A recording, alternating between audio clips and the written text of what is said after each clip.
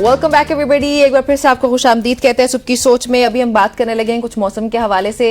NDMA ने पाकिस्तान की साहिली पट्टी के करीब मुमकिन तूफानी सूरत हाल के बारे में इस वक्त खबरदार कर दिया है हसनैन।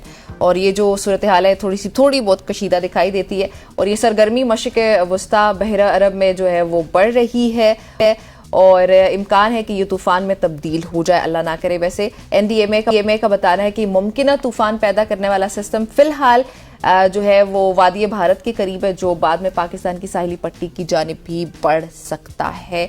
लेकिन इसमें एक बात है कि मुतल्लिका जो महकमे उनके साथ मिलकर सूरत हाल की मुकम्मल निगरानी की जा रही है, ये एक अच्छी बात है।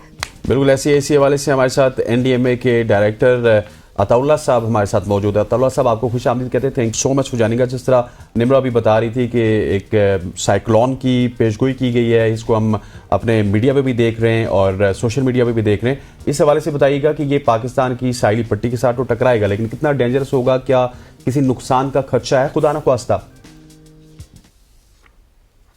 बिल्कुल इसी तरह एनडीएमए ने हमें अलर्ट इशू किया है, लेकिन फिलहाल ये तो इंडिया के केराला कोस्ट के नजदीक है।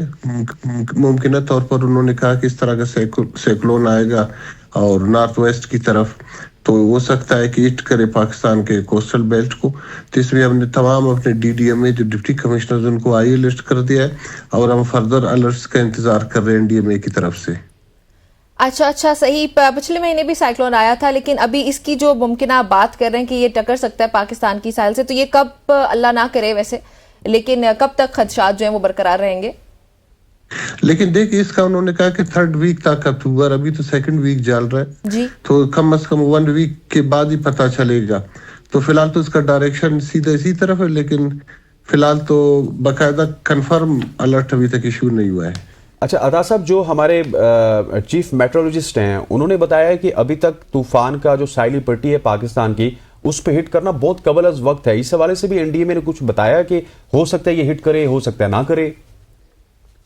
एनडीएमए ने सिर्फ इतना कहा कि मुमकिन तौर पर, अभी तक कंफर्म नहीं हुआ है, हो सकता है कि मुमकिन तौर पर आ जाए, लेकिन 4-5 दिन के बाद फिर कंफर्म पता चलेगा।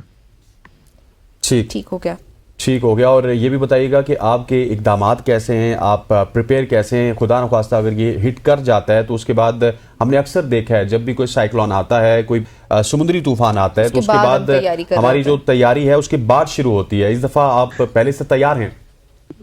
बिल्कुल, जिस तरह यूं ही हमें 3-4 दिन पहले अलर्ट इशू हो गया, तो हमने अपने डीडीएमए, इसको डिस्ट्रिक्ट डिजास्टर मैनेजमेंट अथॉरिटीज है जो हमारा कोस्टल बेल्ट है बलोचिस्तान का, लसबेला और ग्वादर, उनको आई अलर्ट कर दिया और मुमकिन तौर पर जो जरूरी बेसिक चीजें वो हमने पहुंचा दी ऑलरेडी इनको। अच्छा, अवाम क्या इकदाम कर सकते हैं इसमें? बिल्कुल, जब कंफर्म हो जाएगा तो साहिल इलाकों के नजदीक विलेजेस या शहर है, उनके आवाम को एवैक्यूएशन करना पड़ेगा ताकि वो सेफ प्लेस पे चले जाए। अच्छा, इनखला के लिए कोई इकदाम किए गए? अगर जो आप बता रहे हैं ना इनखला करके वो कहाँ जाएंगे, उसके लिए कोई अरेंजमेंट्स?